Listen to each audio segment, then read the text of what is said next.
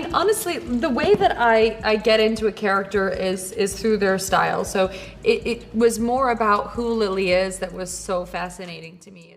I'm honored, and I'm also more honored that because, you know, what we're talking about is so important and so meaningful that we're able to have this much anticipation, and so many people want to go see it and are talking about it. Like, that's what I'm grateful for. Hey there, lovelies. It's Madison here, serving you the piping hot tea straight from the swirling Hollywood vortex of Justin Baldoni and Blake Lively. Today's saga? Oh, it's spicier than your favorite jalapeno-laced latte. The tensions between Baldoni and Lively over It Ends With Us have pretty much turned a once-hyped film into a legal circus, complete with rumored fake documents, comedic vis, emotional bickering, and enough high-octane celebrity defense to fill a reality show. But guess what?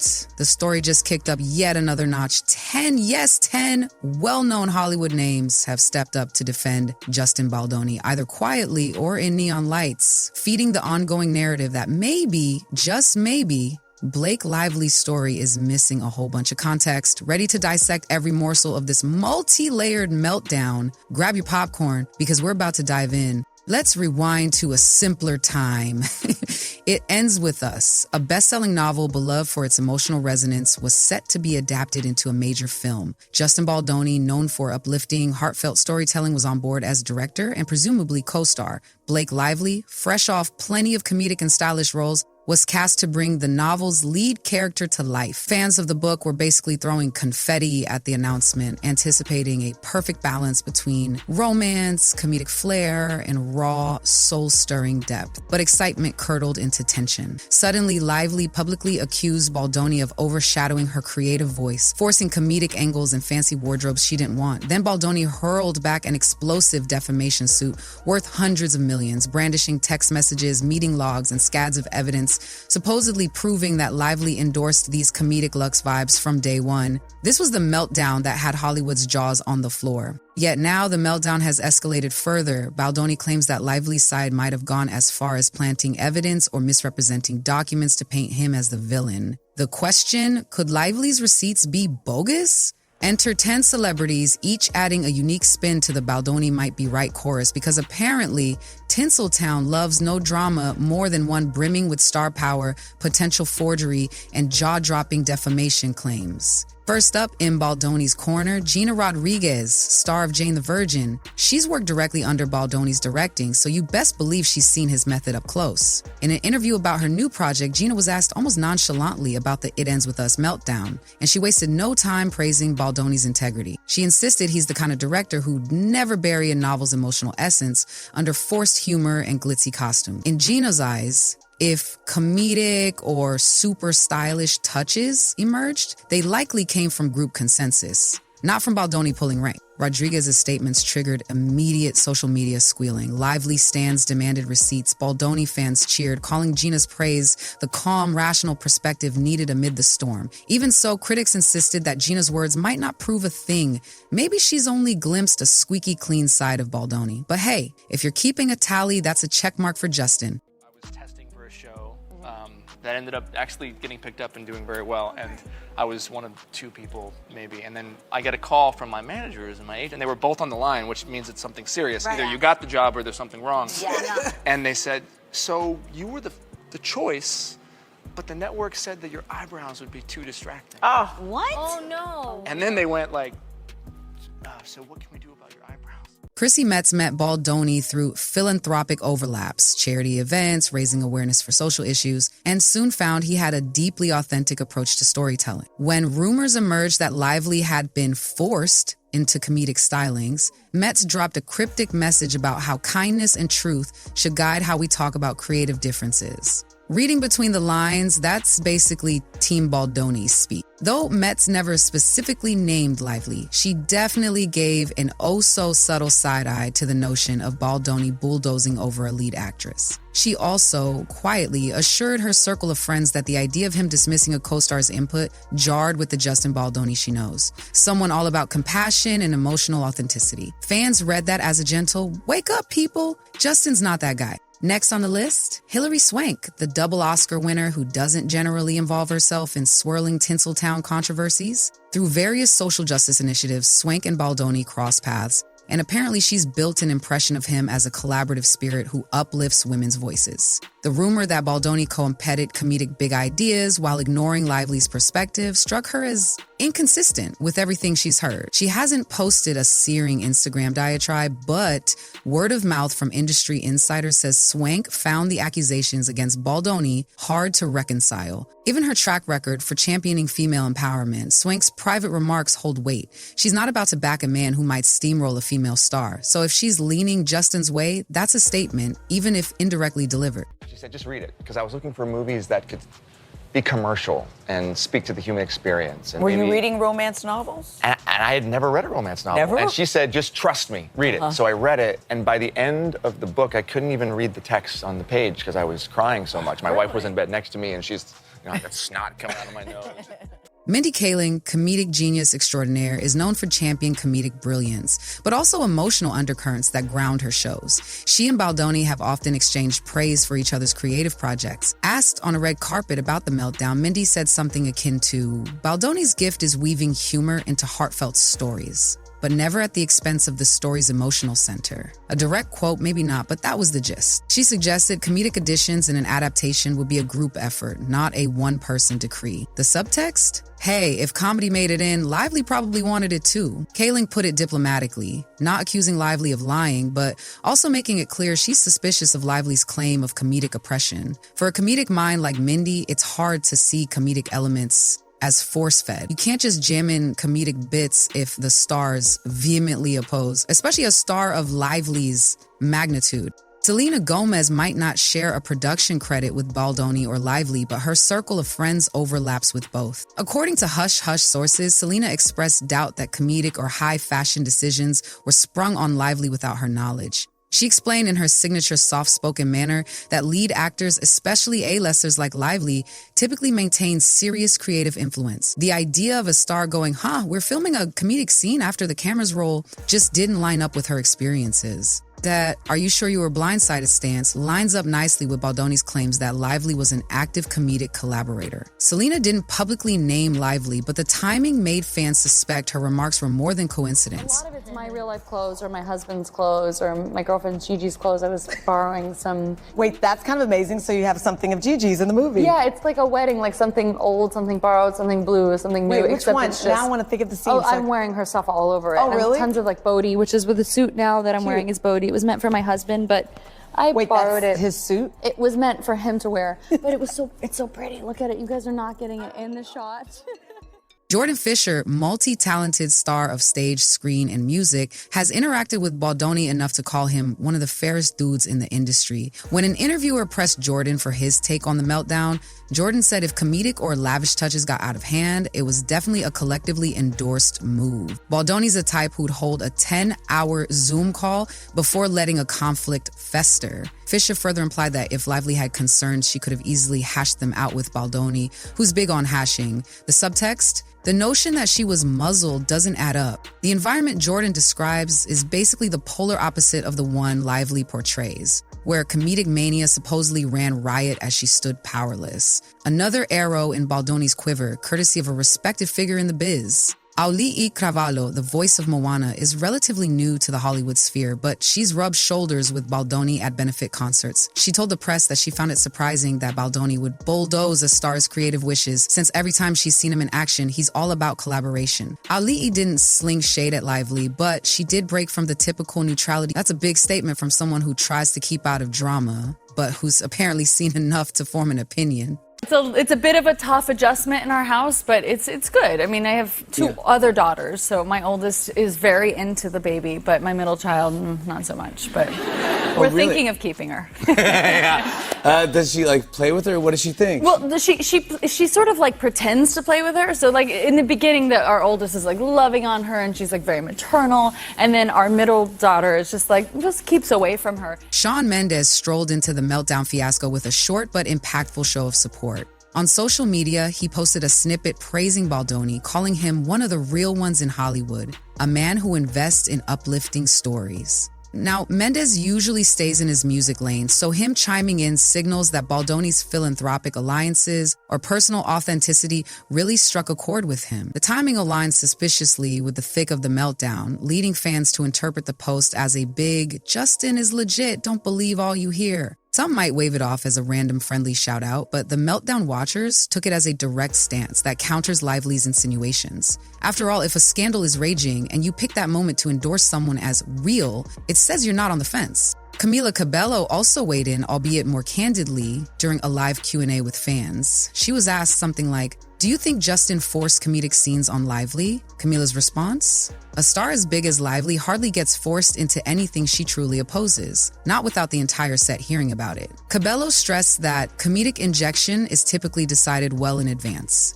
with the lead actor's sign-off.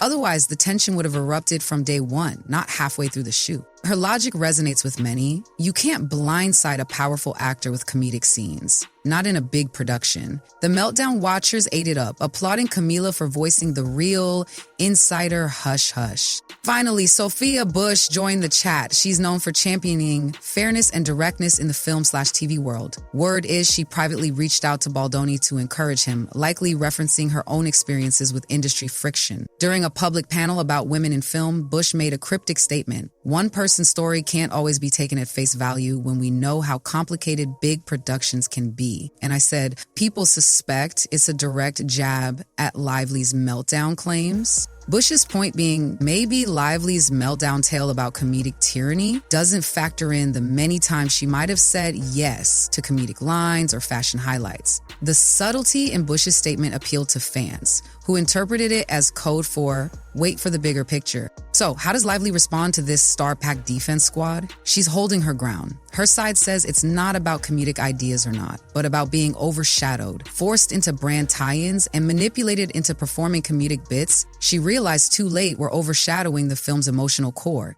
I mean, honestly, the way that I get into a character is through their style. So it was more about who Lily is that was so fascinating to me, is that she's a walking, talking contradiction, yet it's perfectly harmonious for her. She's also raised legal arguments that comedic rewrites spun out of control once a certain set of producers hopped on board, an environment she calls toxic. Her reps argue these 10 celebrity defenders see only partial glimpses of Baldoni or their loyal friends who never glimpse what truly transpired behind the scenes. They note that having star power doesn't always save you from behind closed doors, corporate or directorial pressure. But when so many respected names, Gina Rodriguez, Chrissy Metz, Hilary Swank, Mindy Kaling, Selena Gomez, Jordan Fisher, Aruli E. Krabalu, Shawn Mendes, Camila Cabello, and Sophie Bush offer some version of Justin's not that guy, you start wondering if Lively's Meltdown story might be missing chapters.